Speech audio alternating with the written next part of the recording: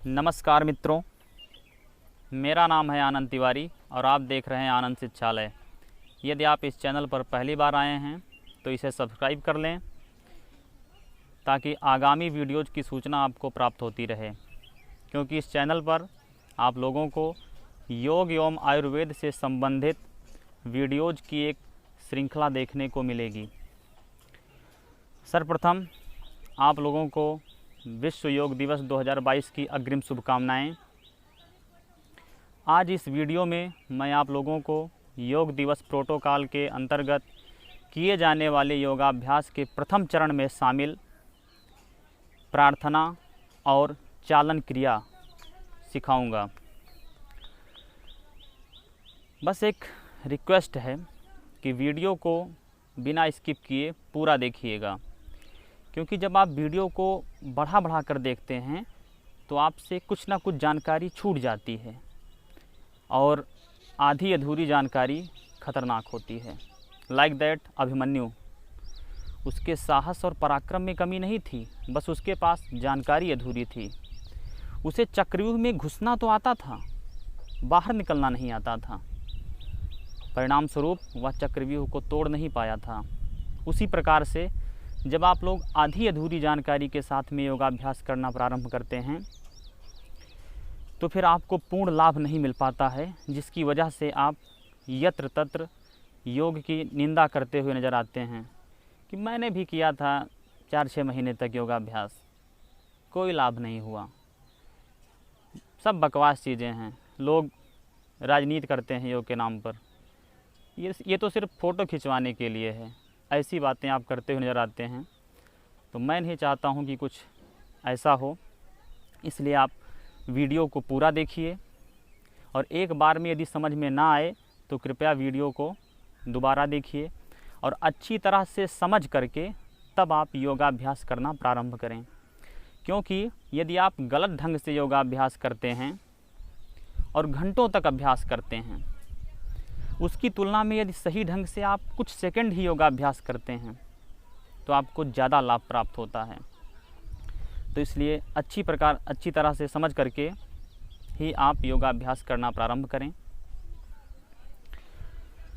होता क्या है, जब हम योग दिवस के दिन कहीं पर जाते हैं योग शिविर में या किसी ऐसी जगह पर जाते हैं जहाँ पर योग करने के लिए कोई कार्यक्रम अरेंज किया जाता है, तो वहाँ पर हमारे सामने मंच पर एक योगाचार्य विराजमान होते हैं।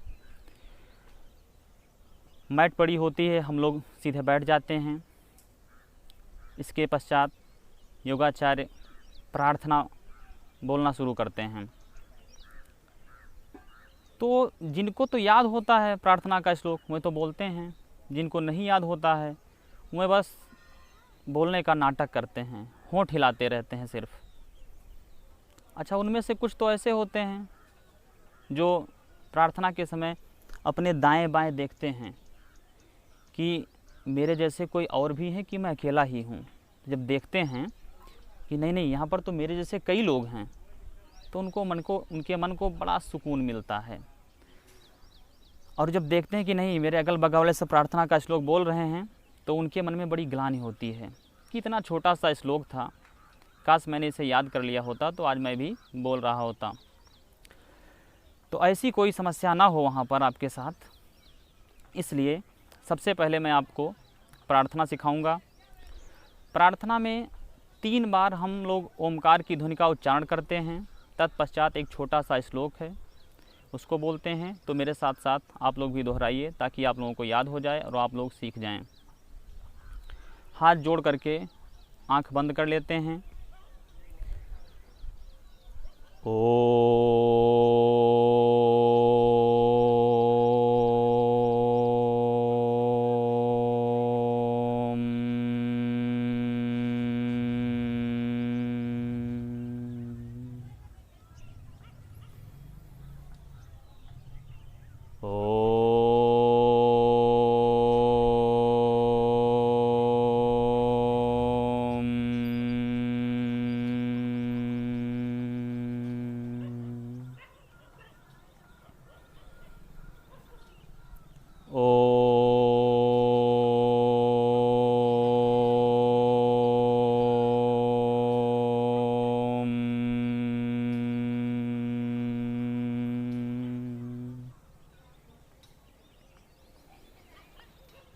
संगच्छध्वं संवदध्वं संवो मनांसि जानताम् देवाभागं यथा पूर्वे संजानाना उपासते।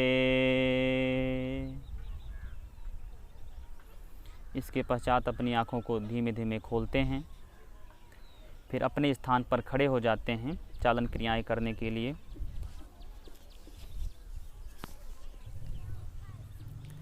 चालन क्रिया में सबसे पहले हम लोग करते हैं ग्रीवा चालन क्रिया।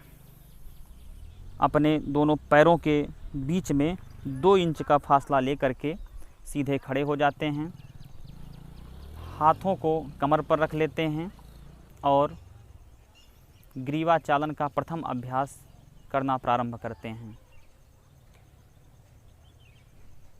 ठुड्डी जो है ये आपकी ज़मीन के समानांतर होनी चाहिए, झुकी हुई नहीं होनी चाहिए, ना ही बहुत ज़्यादा ऊपर उठी होनी चाहिए, ज़मीन के समानांतर हो।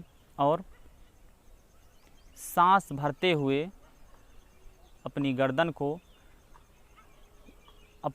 को सांस छोड़ते हुए सर्वप्रथम दाईं तरफ आप घुमाएं धीमे धीमे।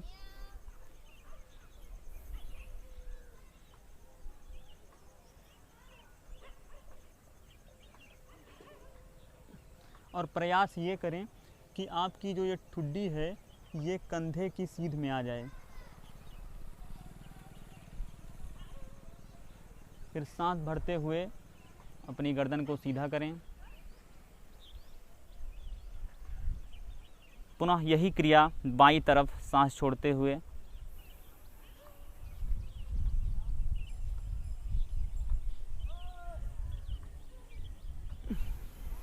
सांस भरते हुए गर्दन को सीधी करेंगे, पुनः सांस छोड़ते हुए।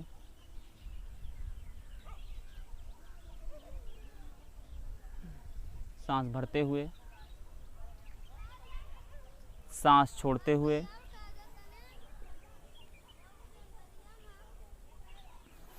सांस भरते हुए। इसके पश्चात गर्दन को सांस भरते हुए पीछे की ओर जितना झुका सकते हैं उतना झुकाएंगे और प्रयास ये करेंगे कि हमारे पीछे के जो बाल हैं ये पीठ से टच कर जाएं।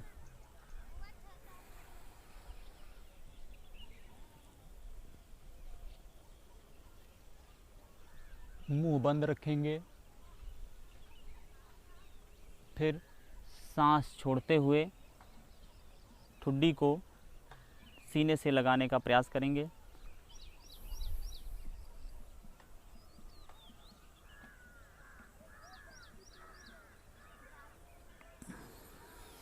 पुनः सांस भरते हुए,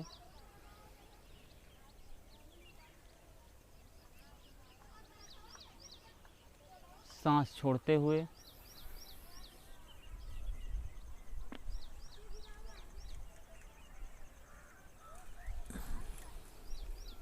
जब आप श्वास के साथ क्रिया को करते हैं तो आपको विशेष लाभ प्राप्त होता है।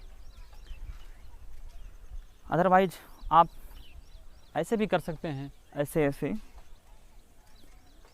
लेकिन आपको उतना लाभ प्राप्त नहीं होगा जितना कि श्वासों के साथ करने में प्राप्त होगा। फिर हम अपनी गर्दन को सांस छोड़ते हुए दाईं तरफ जितना झुका सकते हैं उतना झुकाएंगे और प्रयास करेंगे कि कान हमारे कंधों से टच हो जाएं।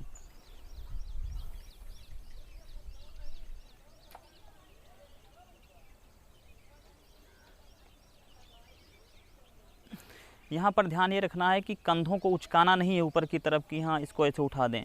कंधों को ऐसे रिलैक्स रखिए जैसे थे और केवल गर्दन झुकाने का प्रयास करें।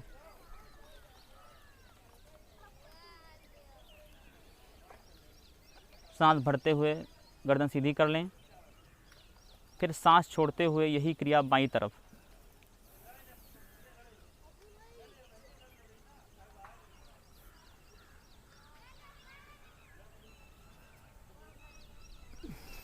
फिर सांस भरते हुए गर्दन को सीधी कर लेंगे। पुनः यही क्रिया दोहराएंगे। एक बार दाईं तरफ सांस छोड़ते हुए,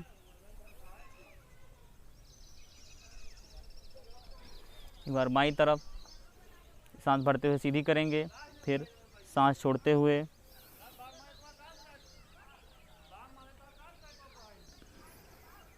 सांस भरते हुए अब हम लोग गर्दन को गोल गोल घुमाएंगे। सबसे पहले आगे झुकाएंगे सांस छोड़ते हुए,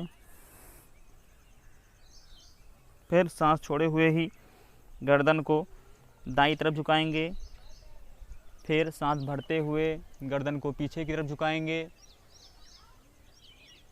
फिर सांस छोड़ते हुए बाईं तरफ, और फिर सांस छोड़ते हुए ही आगे की तरफ।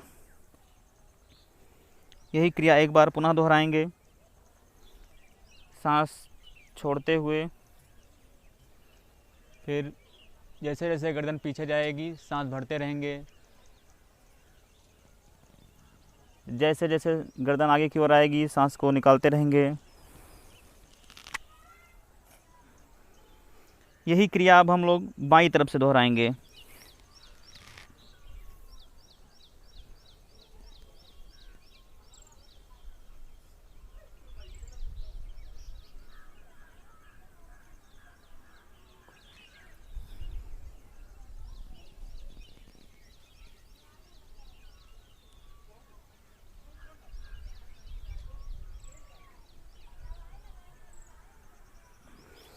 जितना ही ज़्यादा धीरे धीरे करेंगे उतना ही आपको लाभ प्राप्त होगा।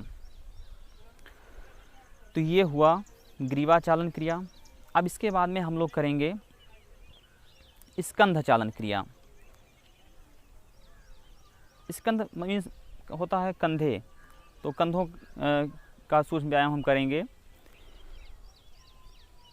सीधे ऐसे अपने हाथों को यहाँ पर सटा लेंगे जंघा से, फिर अपने हाथों को सांस भरते हुए धीमे धीमे ऊपर लेकर के जाएंगे। हथेलियाँ बाहर की तरफ रहेंगी।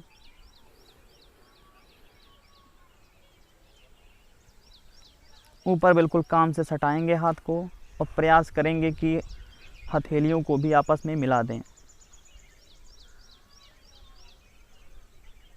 अपना सांस छोड़ते हुए धीमे धीमे नीचे लेकर के आएंगे हाथों को।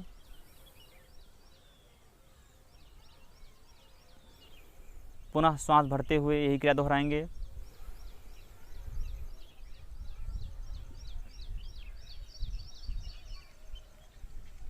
ध्यान रहे हथेलियां बाहर की तरफ रहेंगी।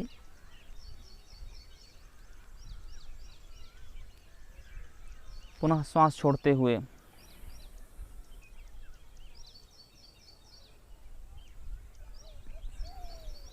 अब हम फिंगर को लॉक कर लेंगे क्रॉस करने के बाद, और फिर गर्दन के पीछे हाथों को में रखेंगे। सांस छोड़ते हुए कोहनियों को आपस में मिलाएंगे।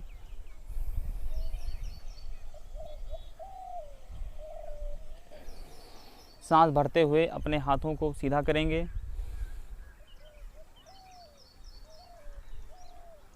पुनः सांस छोड़ते हुए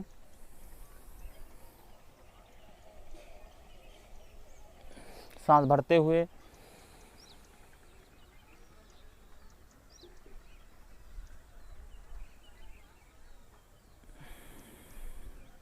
सांस छोड़ते हुए हाथों को नीचे ले आएंगे। अब हम लोग करेंगे कटी चालन क्रिया। कटी का मतलब होता है कमर। तो अपने पैरों के बीच में थोड़ा सा स्पेस और ले लेंगे, कंधों के समानांतर। जितने चौड़े आपके कंधे हैं पैरों को उतना ही खोल लीजिए केवल। अब अपने हाथों को सामने की तरफ सांस भरते हुए उठाएंगे। फिर सांस छोड़ते हुए दाईं तरफ जितना आप घूम सकते हैं उतना आप अपने शरीर को घुमाएं। ध्यान रहे पैर आपके सीधे रहने चाहिए।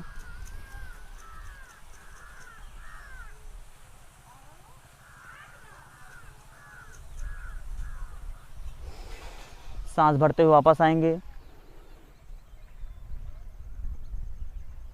सांस छोड़ते हुए यही क्रिया बाईं तरफ दोहराएंगे।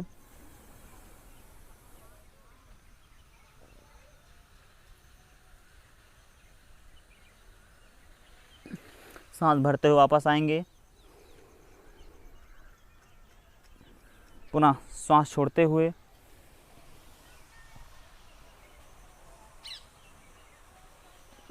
सांस भरते हुए, सांस छोड़ते हुए,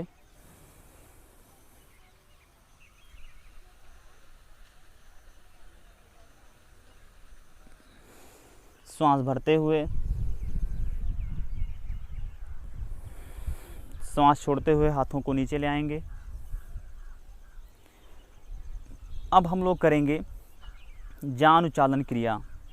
जानु का अर्थ होता है घुटना।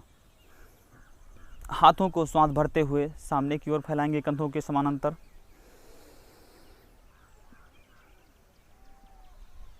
अब सांस छोड़ते हुए जैसे कुर्सी पर बैठते हैं वैसे हम बैठेंगे और फिर उस स्थिति में हम कम से कम 2-4 सेकंड होल्ड करने का प्रयास करेंगे।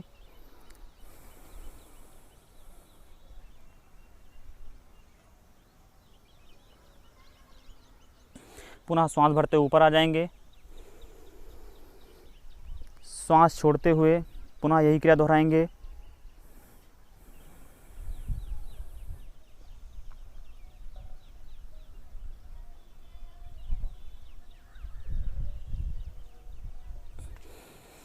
सांस भरते हुए ऊपर आ जाएंगे।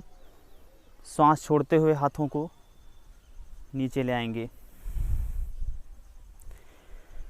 तो चालन क्रियाओं में योग दिवस प्रोटोकॉल के अंतर्गत इतना ही होता है। इसके पश्चात आसनों का क्रम शुरू हो जाता है। तो आज की इस वीडियो में मैंने आप लोगों को प्रार्थना और चालन क्रियाएं सिखाई। अब अगली वीडियोज़ में मैं प्रोटोकॉल के क्रमशः एक एक आसन को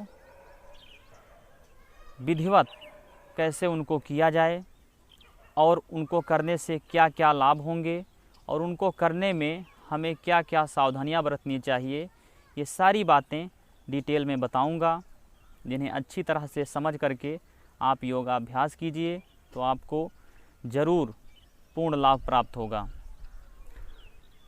और एक ज़रूरी बात यह है कि 21 जून 2022 को जब आप कहीं पर भी सुबह योग करने के लिए जाएं, तो 20 जून की शाम को आप भोजन ग्रहण ना करें।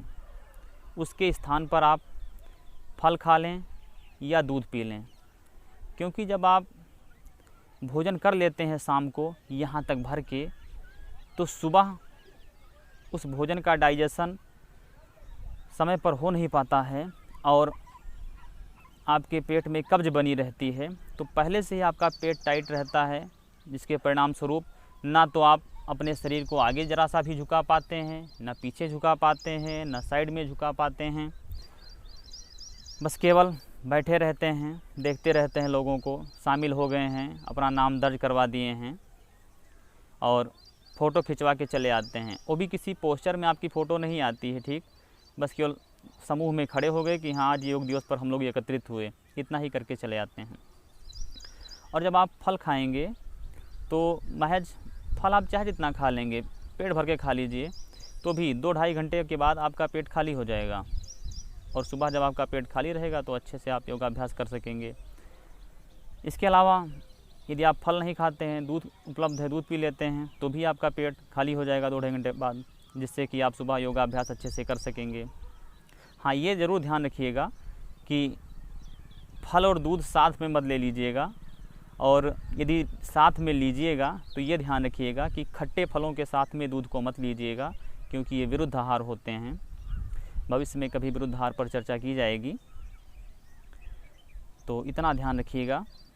तो आज के लिए इतना ही, फिर मिलते हैं अगली वीडियो में। तब तक के लिए ओम नमः शिवाय।